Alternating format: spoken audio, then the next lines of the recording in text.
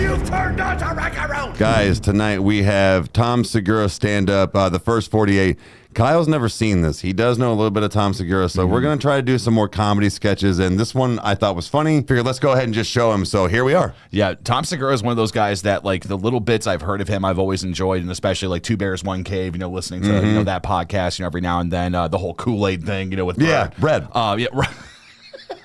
Good for that guy. Yeah. No, so when it comes to his stand-up, I really have never sat down and watched a full stand-up, so I'm very curious to see what this is going to be, and because you said something about him watching the first 48 hours or something like that, so I have no idea what's about to happen here, but this is pretty solid. All right, let's do this. Okay. I can't tell you where to go. I can tell you where not to go. Wherever they film the first 48 on A&E. If you're not familiar with the show, here's what it is. Camera crews follow real homicide detectives for the first 48 hours after a murder. And the reason that time distinction is so important is that after 48 hours, they give up on that murder. They're like, that's some old shit. What do you want to do today? They're like, how about you keep trying to solve that murder, man? That shit happened on Monday. It's Wednesday. We're not going to solve that shit. Dude, that's the Wednesday fatigue. Right. That should happen on Monday. It's Wednesday. I've looked at this evidence so much. You know what? Screw it. I'm done. Yeah. There are so many amazing moments on that show. So many. A lot of the episodes take a similar path. I'm blown away, first of all, at how many times there's a witness to a murder. It's crazy. I always thought murders happen in dark alleys. Nobody saw shit. No. Every other episode, they're like, you see that shit? And the guy's like, I saw that shit, yeah. Where? Right fucking here. Really. I was standing here, and then he killed that dude there. Oh, shit. What'd he look like? He was like 5'2" to 6'8", something like that. And they're like, 5'2" to 6'8". So he was a normal American male, or he was fucking giant. I was trying to think of a basketball player's name, and I couldn't get anything. All right. Oh, Let's get back into this, guys. Oh, God. what'd he look like? He was like 5'2" to 6'8", something like that. And they're like, that's the fucking description you're gonna give us? Uh-huh. Anything else about him? Yeah, he had ears too. Thanks, no man. shit. No problem. They still will sketch that shit out. And they show it to people. Do you know this guy? And everyone's like, nah. But then one guy will be like, yeah! That's Cricket right there. Oh, shit. You know him? I've been knowing Cricket 27 years. What's his real name? Man, that's just Cricket. I don't even know. Man, that's just I don't even know. Stop being white and weird. That's a perfect fucking impression, and you know exactly who that was, okay? Oh, my God. Yeah, it's a black guy, and he's wearing a wife beater, and he's got on a dirty hat, and he's got a cigarette hanging out of his mouth. And he looks like he's about 33, but you find out he's 76 years old.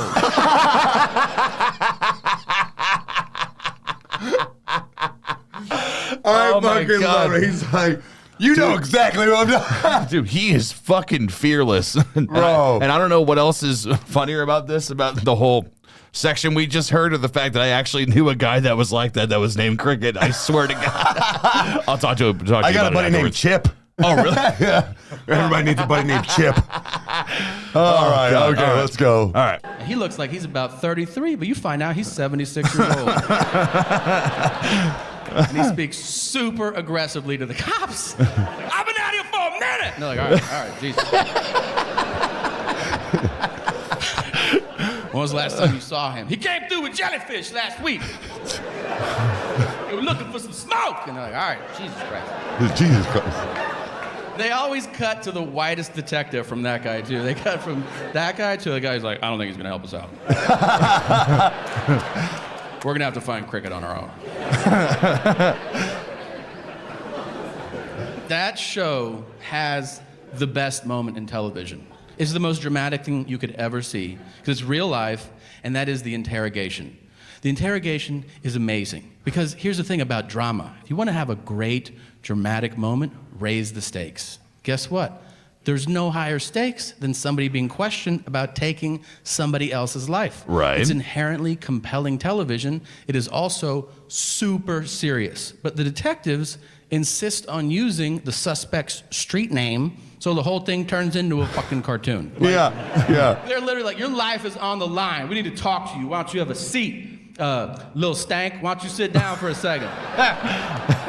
Did you or did you not know Dookie shoes? I don't know no Dookie shoes. I got a picture of you hanging out with Dookie shoes. I mean, I seen them. I don't know. And then they'll throw one bit of evidence against the wall, hoping it'll solve the case. They'll be like, well, we were talking to Namin, and he said that you were at the 7-Eleven last week. And he'll be like, yeah, I shot him in the face. And you're like, God damn, really? That's all it took to break you? Dude, lie. Lie for longer. You can kill somebody, you can't lie for 10 fucking minutes about it? Dude, for fucking real. Like, dudes will break on anything. They'll be like, we heard you had on a blue shirt last Friday. Yeah, I stabbed those 4 people. Dude, a lot of people have blue shirts, man. Bro, a lot of people have blue shirts, bro. And the fact that he's just like, God damn. Once again, it's one of those where it's like when you hear about people that are supposed to be so tough and they get 10 minutes of questioning and then immediately they just crack under pressure. Where it's like, no, dude, I know your tactic. You good cop, bad cop, that whole deal. Right. Like, oh, my God. All right. Let's get back into this, man. Geez. People. Dude, a lot of people have blue shirts, man. You can still get out of this. Here's what I've learned watching that show, okay? Lawyer up. You can't handle that shit. Right. Everybody's like, I'm going to talk to the cops and straighten this whole thing out. You're going to do 25 to life. Have fun with that. Nobody asked for a lawyer. I've seen 300 people get interrogated on this show. 2 of them were like, can I talk to a lawyer? And both times the detectives were like, fuck! And then at the end of those episodes that said on the screen, all charges against Tayshaun were dropped. That's all you need. Or Jim. Pick a fucking name. Let's be honest. There's no Jims on the show.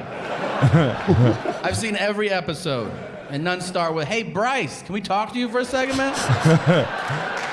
Where were you last Friday? I was over at Tanner's house. Then Skylar had a party, so we went over there. And then we picked up Connor, and we had pancakes. Sorry, bro. Sorry, bro. Detective bro.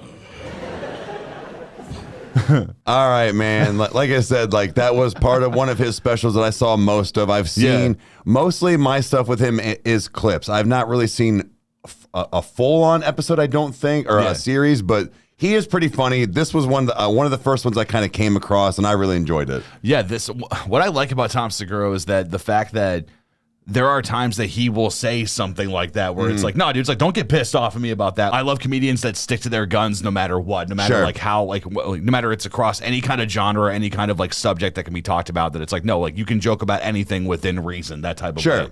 You know, so, but it's just because it's people that get butthurt about certain things. Those are the dark comics I really, really enjoy and love. Of course. Just because it's like, we're fucked up. My opinion is that if you can't laugh at yourself, you can't laugh at anything. So I tend to laugh at everything. But dude, oh my God, this was great. Okay. I would like to know some more of what he has in his bag. All right. Because the edibles one, that was the one that like, I'm like, this is hysterical and we need to show Mom. It's just so close to home. I agree. She would love that one. Yeah. So, but yep. Well, guys, this was a lot of fun. I'm hoping we get to go through more stuff like this. If you have any other suggestions that you want him or I to go through, just let us know in the comments and we'll see what we can do. So if you liked what you saw, you know what to do. Hit the like button, subscribe, that way you never miss an upload. And watch us 2 idiots react to stuff.